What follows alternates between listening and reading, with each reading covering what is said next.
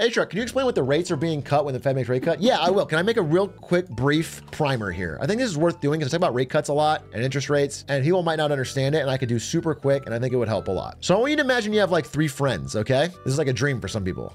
Imagine you have 3 friends. Already lost me. Can't, already lost me. It's Steve. He's got glasses. It's Jenny. And it's Bob.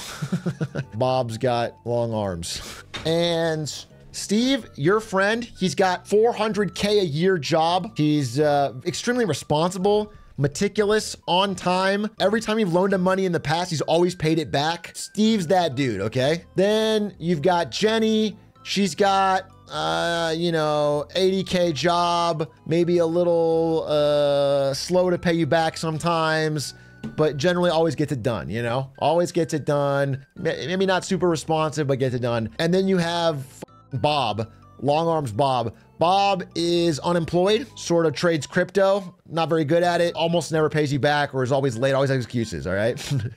Bob's got problems, medical problems, by the way I've driven. I'm sorry, Bob.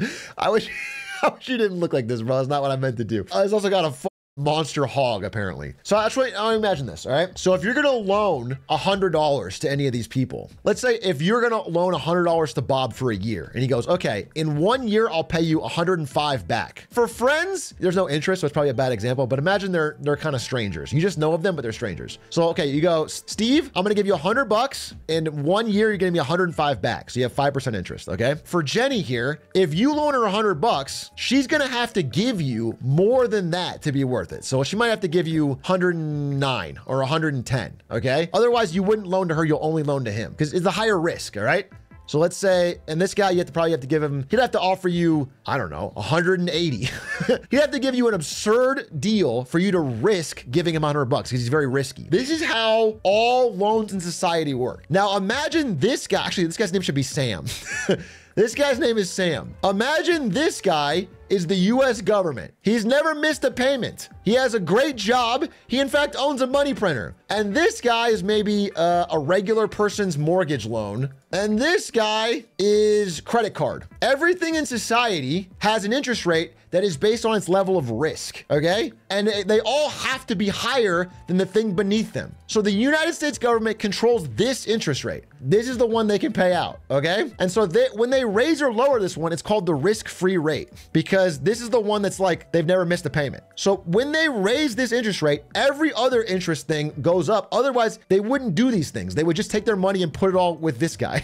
You know what I'm saying? You're not gonna loan money to somebody to get a mortgage or to buy things on credit if you could just get the same amount of money loaning it to the government for free. So once they raise this interest rate, everything else has to go up. That's the idea. Once they raise the risk-free rate, everything else that is more risky has to have a higher interest rate. And so when they lower it, when they lower this, when the government lowers this and they make the amount of money you can get by investing in government bonds or borrowing from the government to be like only 101, or let's say if you loan money to Sam, you only get 1 penny.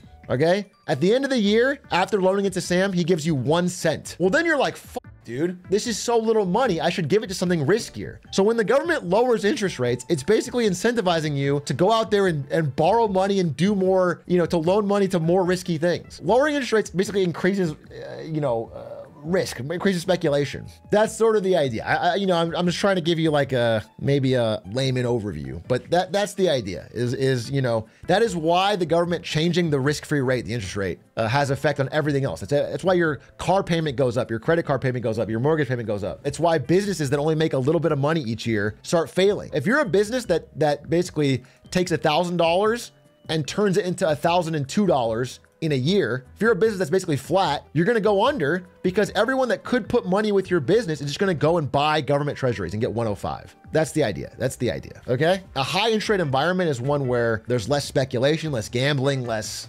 crazy tech startups. But those businesses exist when this number is really low because they have to find a way to put their money that makes some kind of return. Anyway, little answer. Sorry if I went too in depth. So higher interest rates are better. It's not better or worse. There's a mythical number called R star. It's a financial term called R star, and it's like the dream rate. It's like what the Federal Reserve is always chasing. R star is like the idea of the perfect neutral rate where everything is balanced. And they're always trying to find that. They're trying to get the interest rate to that R star. What does it mean when there's a negative interest rate? Some Japan shit, bro. It means your economy's fucked. Like, there's no reason for anyone to buy it, but in Japan, companies are like soft forced to buy government bonds at a negative interest rate where you actually lose money over time. They pay you back a little bit less than you gave them for loaning them money. It's safe. It's a guaranteed tiny negative return. Hopefully we don't find ourselves in a negative interest rate situation, because that's a really bad sign. How could R star exist if the market is inherently cyclic? It just means R star is not the same number. It changes over time. R star in an environment of like high inflation might be a high number. It might be like a huge interest rate to cool things down. And then in an environment where there's like low inflation and low growth, it might be a hot, a lower number to try and it's situational.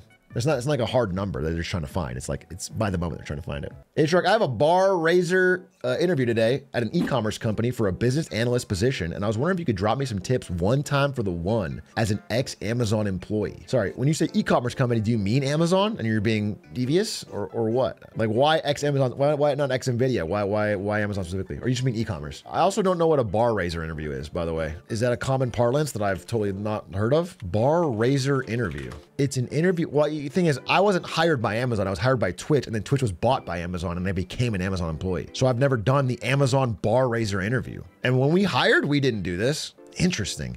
A bar raiser interview. You guys are wondering what's going on. An Amazon bar raiser interview is an interview conducted by a bar raiser who's an objective third party. So it's just somebody who's not on the team that'll be hiring you that's gonna talk to you. That's so interesting. Just a different person from a different team. Unpopular opinion, but they're the toxic. Watch this video. Master the Amazon bar raiser interview. I don't have a lot of experience with this. I don't know if someone's tried it, but it sounds odd, dude. It sounds like that person is gonna have no fucking idea who you're working with and what you're doing. And like what your job's gonna be. And like, maybe it's just a vibe check and like a judge of character. All right, well then go in and just be forthright. Oh, do this thing. This is a fuego. I'm just gonna give you guys a game. I'm gonna spit incredible game for you. Sometimes when someone asks you a question, even if you sort of know the answer, making a big deal about saying, I really don't know that one, but this is how I'd figure it out. People, they cream for that. They love it. If you say with a confident tone, like eye contact, I don't know. I don't think I know that one. My God, it's a total unlock. People, this guy's character is off the charts. Especially, even if you do know the answer, then you could say, I don't know, but this is how I'd figure it out. And then showing that you basically know it anyway. It's like it shows humility. It's incredible. You can spam that. Well, don't spam it, actually. Spamming it, you sound dumb as hell. Hey, what's your name? I don't know that one, but this is how I'd figure it out. Go check my birth certificate. I wouldn't spam it. I would use it one time, like an ult. I would strike while the iron is hot. The thing about an I don't know, if you say I don't know in like a shameful, head down, like depressed way, miserable. But if you say I don't know confidently, people love it. If you go, I really don't know. I don't know the answer to that question. It's interview crack, dude. I swear to God. Yeah, I wouldn't use it a bunch. I would not use it a bunch. If you use it a bunch, you just sound like you're totally unprepared. So again, just a little bit, just a little spice, I don't know. Ooh, can you help me? Ooh, this could also work. I don't know. Ooh, can you help me? I don't know, but I would love to brainstorm with you ideas on how we can work together and solve this. I think this would be a terrible answer. You don't want to put it on them. You can talk through your thought process and how you'd solve it, but you don't want it to be like, hey, I would brainstorm with you. I'm going to make you work. Is this my worst trait is I don't like to take shortcuts? What is this? Or is that too much people again? Oh, that's terrible. Don't do, if they ask you your worst trait, never do my worst trait is I work too hard. My worst trait is I care too much. Asking a worst trait is always a stupid question anyway, and people shouldn't do it. It's such a old school, stupid ass question. Have a real answer, but try to make it something that's not like, you have to pick something that's actually bad, but not actually bad. Let me try to, it can't be something like laziness. It can't be like, yeah, it's like bad, but what you've been working on. One, it could be like regular communicate. Like sometimes I, can get down a rabbit hole and keep working and forget to give the rest of the team email updates and like keep them in the loop. And so I've been working on that and, you know, whatever, something like that, where it's like, hey, I'm working really hard, but yeah, so something like that's real, but not, I wouldn't do, if you say it's like, hey man, sometimes I just sleep through work. sometimes I'm just don't give a shit. I'm lazy as boy, that shit don't work. Oh, that's a great one. Dude, that's a excellent one. Wait, someone just said it. He said, yeah, I find that I have difficulty sometimes with organization. So I've been really working hard on getting techniques to address it. You know, I've been using note-taking apps and what. That's so simple because organization is such a vague catch-all, but it's like real. And it's something you could like always be trying to improve on. So you can say like, here's 3 things on, you know, whatever. That's a good answer because organization's real, but it's not real enough to be like disqualifying unless you're applying for like a highly organized job. Yeah, accounting. If it's accounting, don't say that. My worst trait is I hate numbers. Honestly, I get bored. When I see these numbers, I get bored. I cannot keep track of them. And Enron hires you. What if I say my worst trait is I'm a prankster? My worst trait, I'm a little bit of a prankster. You give him the buzzer handshake. I'm just a little tricky little guy. Have a seat. And then it's a fart whoopee cushion. My worst trait is depression. Dude, I'm sorry to laugh, but it's so funny to imagine someone trauma dumping at the first question in an interview. My worst trait is I suck and I can't do anything right, I guess. I guess my worst trait is that no one will love me and trust me in anything at all. And then just looking at the ground. That, you could guilt trip them maybe. That could work.